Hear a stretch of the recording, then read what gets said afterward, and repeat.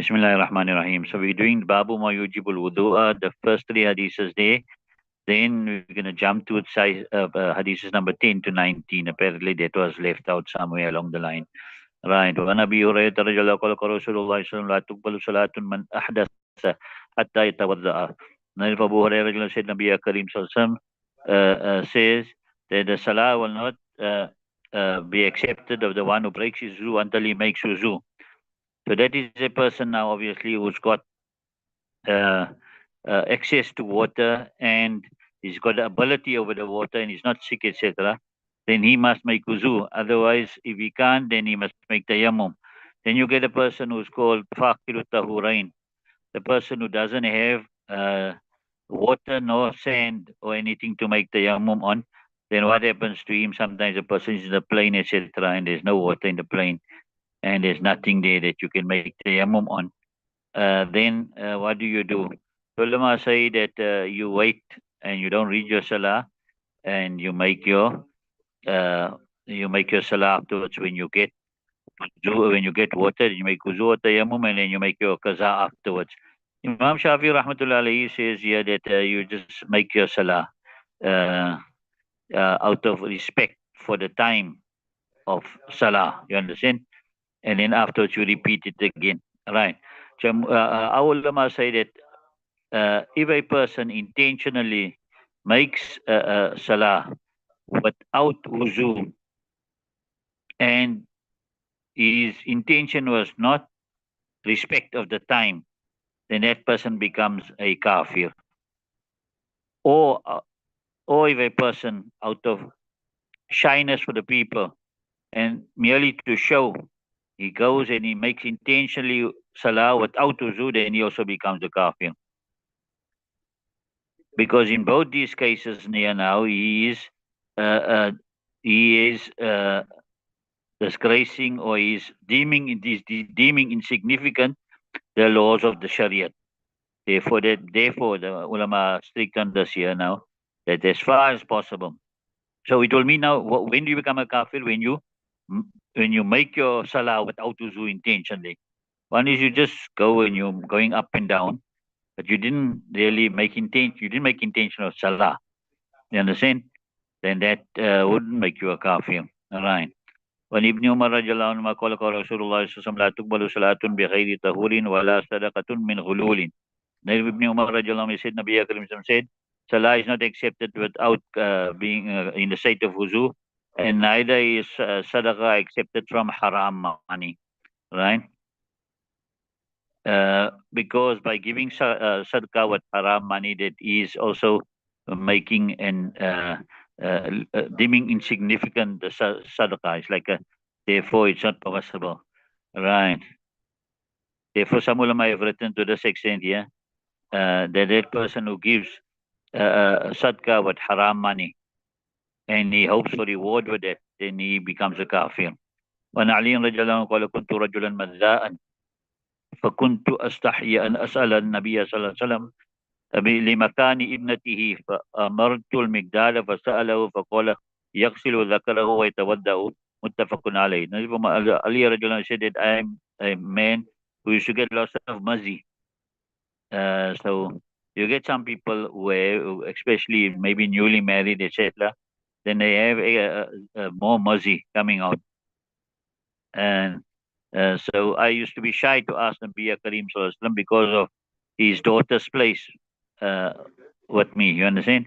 So I ordered Migdad radiallahu anhu, and then he asked him, then he said he should wash his zakar and he should make wuzu. All right. So it shows you that mazi doesn't break the ghusl, it breaks the wuzu.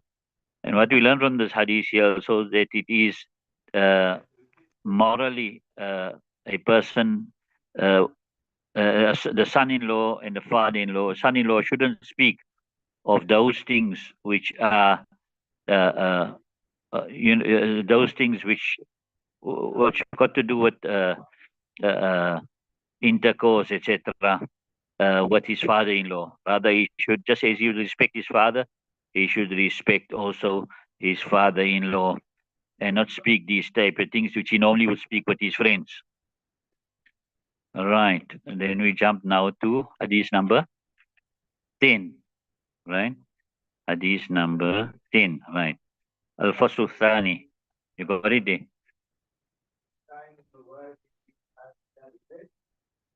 right? عن أبي هريرة رضي الله قال رسول الله صلى الله عليه وسلم لا وضوء إلا من صوت أو ريح. Narrated Abu Hurairah said Nabi Karim says there is no wuzu except from a sound or a smell. What does this mean here is that a person has a doubt that his wuzu break or not. Until he is sure that his wuzu didn't break. And how will he be sure?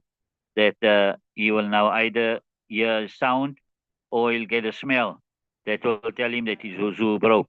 But merely some sounds in his stomach in it, then he mustn't have this doubt here. You understand it? Right. When Ali radiallahu anhu قال سألت النبي صلى الله عليه وسلم عن المذي فقال من المذي الوضوء ومن المني الغسل. Then from Ali radiallahu anhu, he said, I asked Nabi Karim about mazi. So he said, from mazi there is wuzu and from mani there is ghusl. So this is now a person needs to distinguish between mazi and mani. The one definition given between the two, that after mazi, the desire is not satiated. But after mani, the desire is satiated. وعنه قال رسول الله صلى الله عليه وسلم مفتاح الصلاة الطهور وتحليمها التكبير وتحليلها التسليم. رواه أبو داود والترمذي والدارمي ورواه ابن ماجه عنه وعن أبي سعيد. Narrated from Abu Hurairah radiallahu anhu, says that, so Mazda Ali radiallahu anhu says, Nabi Karim says that the opening of Salah is the opening of Salah is to be in the state of wuzu, and its tahrim is takbir. In other words, by saying takbir, it will make all the permissible things haram, eating, drinking, etc. Right? But tahlilu taslim, and its tahlil is making salam, and by making salam, it will make all those things that were haram in salah, will make it now halal. You understand? Eating, drinking, etc. Narrated by Abu Dawud, Tirmizi, Darmi, and Ibn Majah also narrate from him, and from Abu Sa'id. Right. Right. So the explanation has been given there already on tahlim and taslim. Tahlim takbir and tahlilu taslim. That has been explained. وعن علي بن طلق رضي الله عنه قال قال رسول الله صلى الله عليه وسلم إذا فسى أحدكم فليتوضأ ولا تأتوا النساء في أعجازهن. رواه الترمذي وأبو داود. Then from Ali ibn Talq, Nabi Akram says that when one of you break a soft wind, right, then he should make wuzu, and he should not come to the women in their in their buttocks. In other words, in their the back passage, right? Narrated by Tirmizi and Abu Dawud. Right, so that hadith is clear there. You understand it? So we are also now, you understand, if break of wuzu, so one is either it's going to be soft, it'll be a sound, or sometimes it'll be loud, it'll be a sound, and sometimes it'll be soft. But now you got yaqeen here, you understand, that you broke your wuzu. One Muawiyah ibn Abi Sufyan radiallahu anhu, Nabi sallallahu alaihi wasallam قال إنما العينان وكاء السهي فإذا نامت العين استطلق الوكاء. رواه الدارمي. Then from Muawiyah ibn Abi Sufyan, Nabi says, indeed that the eyes are the plug of the buttocks. So when the eye sleeps, then the buttocks become relaxed. You understand? So when a person is awake and then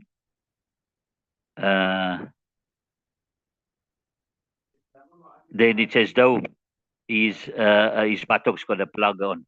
But the moment he falls asleep, then it's as though that plug has been opened and now he's totally relaxed, and therefore it is quite possible that he could break wind. Right. When Ali radiallahu anhu qala qala Rasulullah sallallahu alaihi wasallam wika usahi al-ainani faman nama فليتوضأ. رواه أبو داود. وقال شيخ الإمام محي السني رحمه الله تعالى هذا في غير المقاعد فيما صح عن أنس رضي الله عنه قال كان أصحاب رسول الله صلى الله عليه وسلم ينتظرون العشاء حتى تخفق رؤوسهم ثم يصلون ولا يتودعون. رواه أبو داود الدارمي إلا أنه ذكر فيه ينامون بدل ينتظرون العشاء حتى تخفق رؤوسهم. Right. Imam Ali said, Nabi Akram says that the plug of the of the buttocks are the eyes.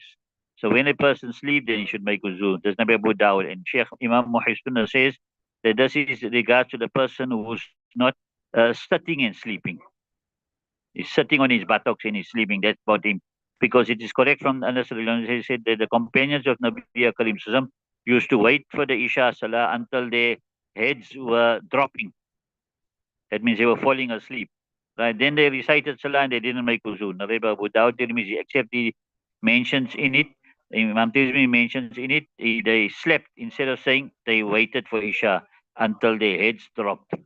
And saying, so if you're sitting on your buttocks, then it's although you're falling, you're sleeping, it's as though that plug is closed. So, right. وعن ابن عباس رضي الله عنه قال قال رسول الله صلى الله عليه وسلم إن الوضوء على من نام مضطجعا فإنه إذا اضطجع استرخت مفاصله. Ibn Abbas رضي الله عنهما, he says that indeed wuzu is upon the one who sleeps lying down, because when he lies down, then his limbs and his joints all become relaxed, and that's when the great possibility of wind can come out. One Busrat bin Shafwan ibn Nawfil قال قال رسول الله صلى الله عليه وسلم إذا مس أحدكم ذكره فليتودأ. رواه مالك وأحمد وأبو داود والترمذي والنسائي وابن ماجه والدارمي. There's from Busra bin Safwan bin Nawfal. He said that Nabi Karim says that one of you, when one of you touches his zakar, then he should make wuzu. That is by Malik, Ahmad, Abu Dawud, Tirmidhi, Nasai, Ibn Majah, and Darimi. Touching the zakar, the man touching his zakar, there is ikhtilaf there, right? And this masla was also ikhtilafi among Sahaba Kiram, right? Imam Shafi rahmatullah alayhi, he says if you touch your zakar without anything on your hand, any obstacle, direct touching, then that will break your wuzu, and this is his hadith, his dalil. Imam Abu Hanifa rahmatullah alayhi, he say doesn't break, and his dalil is the hadith which is coming afterwards. Right. In order to say that it's not hal huwa illa bul'atu minhu, that it is not except one of the limbs of man. All right. Let's see. How many this is left now? One. Okay, leave it till level. Might do that two tomorrow. Huh? No, so we got 18 and 19. Then we go back to where we stopped. He said from 10 to 19.